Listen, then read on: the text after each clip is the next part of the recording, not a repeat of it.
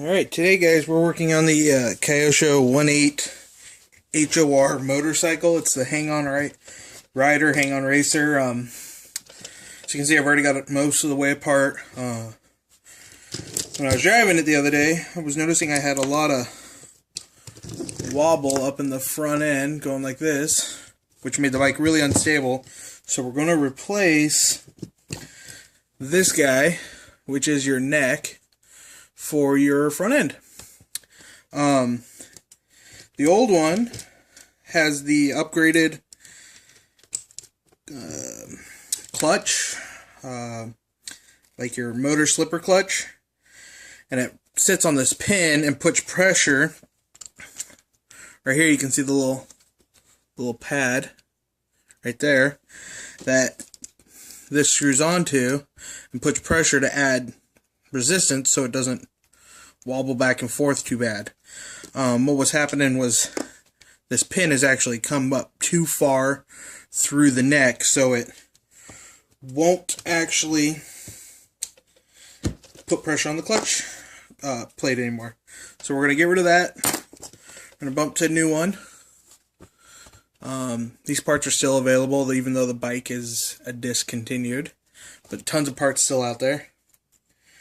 And we're just going to slide the old pin into the new part, give it a good press, get it relatively close. So your front end, it does have a bearing in it, so it's smoother, but I gave it a press, test fit it to see if it fits. Give it another little press because it didn't fit very well, and bam, there we go. It sits in there just right. So that's going to give us enough up here to put our upper on, but without running the risk of not being able to use the clutch. So, and again, the upper has a bearing also. Bearing just sits in there like that. Snaps together like so.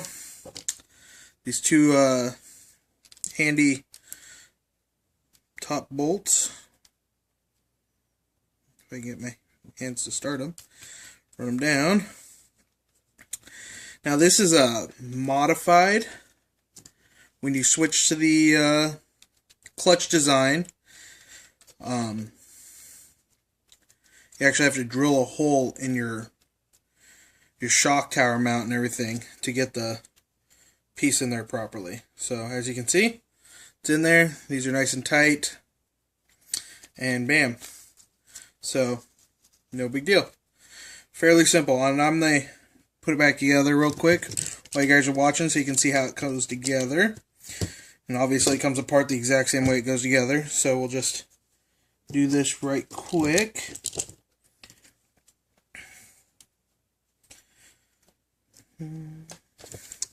Now, actually, I've had this thing for about a year, and I've only driven it a couple times. It's one of the most difficult RC cars I've ever driven. The Venom one has a gyro in it for stability. This one does not actually have a gyro in it. It's got a weight in the front wheel. It does the exact same thing as a gyro and whatnot, obviously, but it is not as stable at the lower speeds as it would be if I had an actual gyro. I have enough parts to build another one of these, so if I see enough interest in the video, I'll probably build one on the video so everybody can see the build, because honestly, I had a hard time building it, and I'm pretty savvy when it comes to this kind of stuff, but it definitely whooped my butt. So, there's two screws up front that hold this. This is your steering servo, and the lean servo for the rider, because the rider actually leans. So if you see, do we get the servo to move? Of course not. your rider actually leans with the bike. So it's pretty slick. Definitely something fun to play with. I enjoy it greatly. But like I said, really hard to drive. This one I got from a buddy who raced them. So it's got a lot of hop-ups on it. It's got the aluminum rear suspension. It's aluminum transmission, metal gears in the transmission, high torque servo, upgraded shock for the rear. What else is on here? Yeah, chrome. That was an option. The chrome chassis and everything was an option. It didn't come with it, so the chassis are normally just an off, like a gray kit color. So anyway, there's a brass pin in there. So you put your screw through you put it in through your shock, and then put your screw through the shock or through the brass pin. And there's a nut on the other side that holds it. Twist it tight. Do the same with the bottom. I've been switching these screws out slowly as I've been stripping and repairing the bike. The Kyosho and the Tamiya really enjoy Phillips screws everywhere.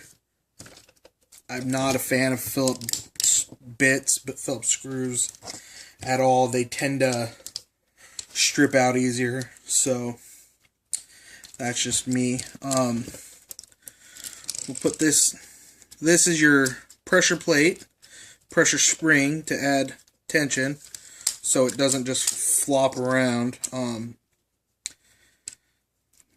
I like mine really tight, as you can see. It doesn't just flop around. I think the bike handles a lot better when it's that tight. And we'll just put the lock nut on, like so. And that is the bike. The rest of it's superficial body parts, so it's not needed for the bike to really ride. Oh, where'd that go?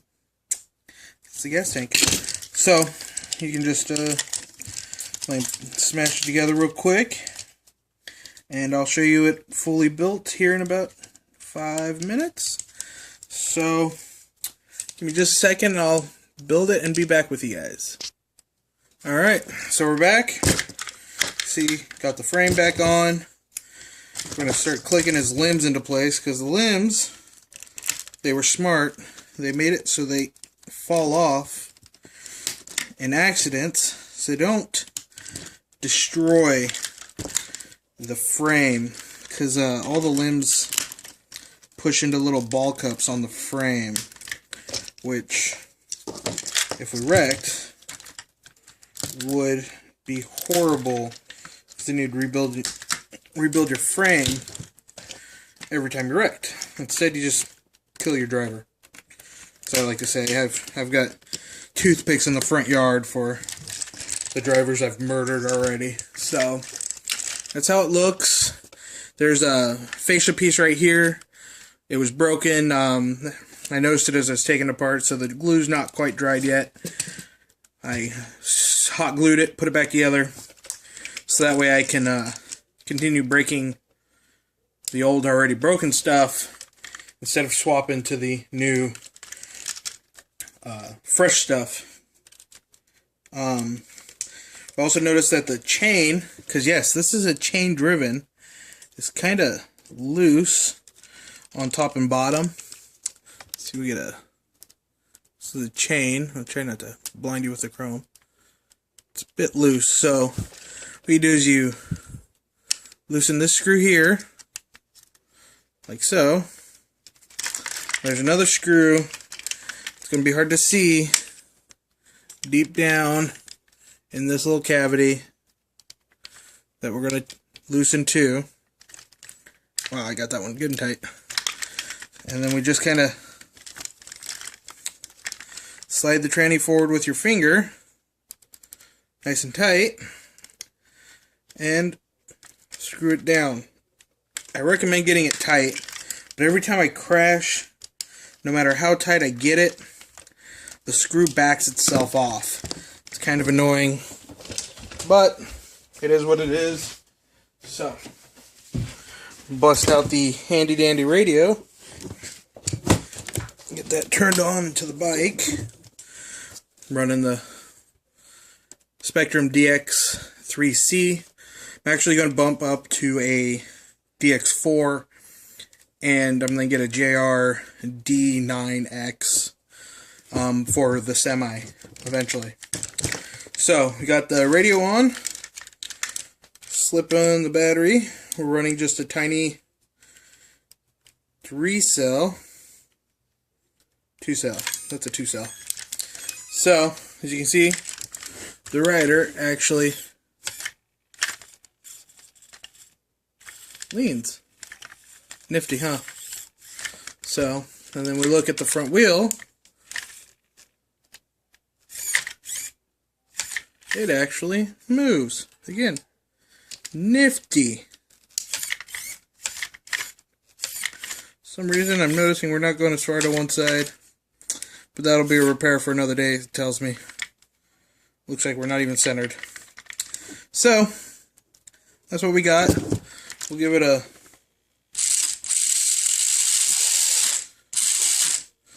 And that's it. I'm running super soft tires, so it'll actually do a wheelie.